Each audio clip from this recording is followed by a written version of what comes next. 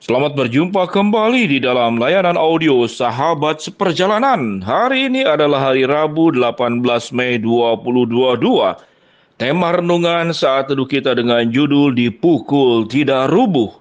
Dipukul tidak rubuh, firman Tuhan terambil dalam Mazmur 91 ayat yang ke-7. Walau 1.000 rebah di sisimu dan 10.000 rebah di sebelah kananmu, tetapi itu tidak akan menimpamu. Mari kita berdoa. Bapa yang di dalam surga, terima kasih buat kemenangan-kemenangan yang Tuhan berikan, yang seringkali kami anggap itu bukan sebuah kemenangan, karena kami berpikir dengan cara pikir kami dan tidak berpikir sesuai dengan kehendak Tuhan. Dalam nama Tuhan Yesus kami berdoa, amin. Shalom sahabat seperjalanan yang dikasihi Tuhan, dipukul tidak rubuh. Seakan-akan ini menceritakan tentang hal-hal yang bersifat luar biasa, kemampuan, kekebalan. Kita tahu dengan jelas ada kepercayaan tertentu orang itu ditembak, pelurunya tidak kena, diserang oleh senjata tajamnya tidak menyentuh, dipukul rame-rame orangnya yang mental. Itulah cerita-cerita silat di Kopingho ataupun cerita-cerita silat yang ada di film-film. Namun, tatkala kita melihat kebenaran firman Allah, apa yang terjadi? Tuhan bisa membuat hal-hal yang dianggap tidak mungkin itu menjadi mungkin. Bagaimana Daniel masuk lubang di dalam gua singa juga tidak dimakan. Bagaimana Sadra Abednego ada di dalam perapian yang menyala-nyala tidak terbakar. Jadi Allah itu adalah Allah yang penuh dengan mujizat. Allah yang luar biasa. Dan ayat yang kita baca tadi berbicara tentang Mazmur 91 ayat yang ke-7. Walau 1.000 rebah di sisimu dan 10.000 rebah di sebelah kananmu, tetapi itu tidak akan menimpamu. Bagian ayat firman Tuhan yang luar biasa. Walaupun dikatakan 100.000 rebah di sisimu, 1.000 rebah di sisimu dan 10.000 rebah di sebelah kananmu, tetapi itu tidak akan menimpamu. Apa bagian ayat Alkitab ini yang kita pelajari? Yang pertama adalah Tuhan yang mengendalikan segala situasi. Tidak ada peristiwa dalam kehidupan ini yang bisa menyentuh hidupmu tanpa izin Tuhan. Firman Tuhan jelas mengatakan bahwa sehelai rambut tidak pernah akan jatuh kalau tidak dalam izin Tuhan. Hal-hal yang tidak mungkin menjadi mungkin. Bagaimana wanita yang sudah lanjut usia di masa tuanya masih bisa mengandung dan melahirkan. Bagaimana Petrus yang peragu bisa berjalan di atas air. Dan sewaktu kita berbicara tentang penciptaan alam semesta, bagaimana di dalam kekosongan alam bisa menciptakan alam semesta yang sedemikian dahsyat. Dan bagaimana Allah bisa menyembuhkan berbagai macam penyakit. Dari buta, bisu, tuli, lumpuh, tidak bisa berjalan. Orang mati pun Tuhan bangkitkan. Jadi yang pertama, Allah lah yang mengendalikan sesuatu. Tidak ada kuasa yang lebih besar daripada kuasa Allah sendiri. Namun tatkala kita berbicara bahwa ada berbagai macam pukulan-pukulan dalam hidup ini semenjak manusia jatuh di dalam dosa. Pukulan hidup karena manusia jatuh di dalam dosa. Dan dosa itu kemudian berkembang biak, beranak cucu. Kemarahan menimbulkan sebuah persoalan, orang bisa mengancam kita. Kecemburuan bisa menimbulkan persoalan, orang membengkalikan kita. Keserakahan bisa membuat menjadi sebuah persoalan. Orang bisa memiskinkan kita, bisa menghabisi harta benda yang kita minta. Kondisi fisik di dalam kelemahan, kita bisa terkena penyakit. Ada banyak faktor kehidupan yang bisa memukul rubuh kehidupan kita.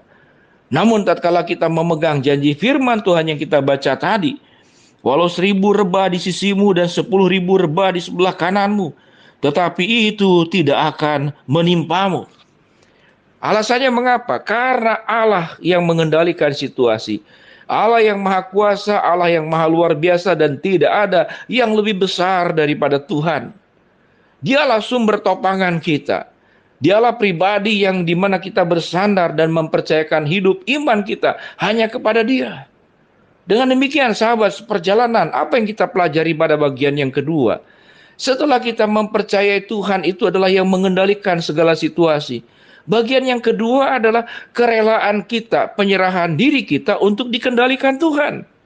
Disinilah terjadi tarik-menarik. Mengapa manusia kemudian seringkali mengalami kekalahan dalam hidup?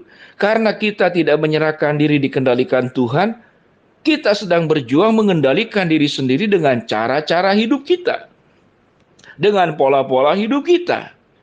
Sahabat perjalanan yang dikasihi Tuhan, tatkala saya pindah ke rumah yang ada di Jakarta, saya mengalami kesulitan menemukan stok kontak lampu mana yang menyala dan lampu mana yang mati. Sehingga dicoba satu-satu. Oh, ini lampu bagian depan. Oh, ini lampu bagian dapur. Oh, ini lampu bagian tengah.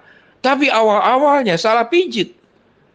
Tatkala saya memiji sesuatu yang saya rasa itu yang bagian depan yang nyala, ternyata itu bukan bagian depan, ternyata bagian belakang.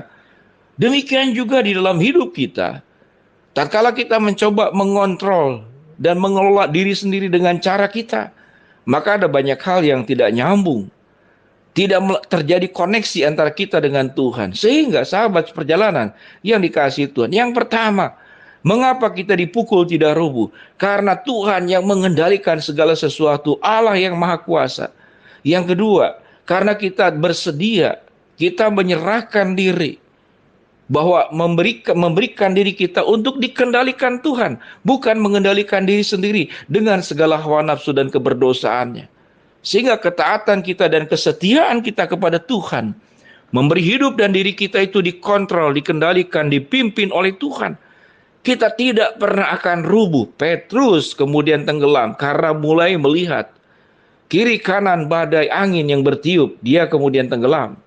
Namun tatkala seseorang itu fokus, dan semua sahabat seperjalanan fokus kepada Allah yang bisa mengendalikan kita, maka Tuhan akan menolong kita dengan cara ajaib. Setiap persoalan yang ada, tidak ada yang tanpa jawaban. Setiap pertanyaan yang kita ajukan kepada Tuhan tentang kehidupan di dalam dunia ini, tidak ada yang tidak bisa dijawab oleh Tuhan. Tuhan sumber pertolongan, Tuhan sumber jawaban, Tuhan sumber segala sesuatu dalam kehidupan kita. Dengan demikian sahabat perjalanan, apa sikap kita? Sikap kita meyakini Tuhan yang mengontrol, menguasai segala keadaan, Tuhan yang Maha Kuasa, Tuhan yang Maha Luar Biasa.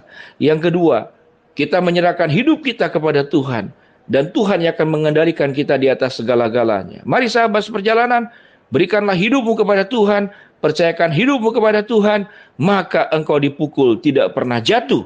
Sekalipun 1000 rebah di sisimu, 10.000 rebah di sebelah kananmu, tetapi itu tidak akan menimpamu.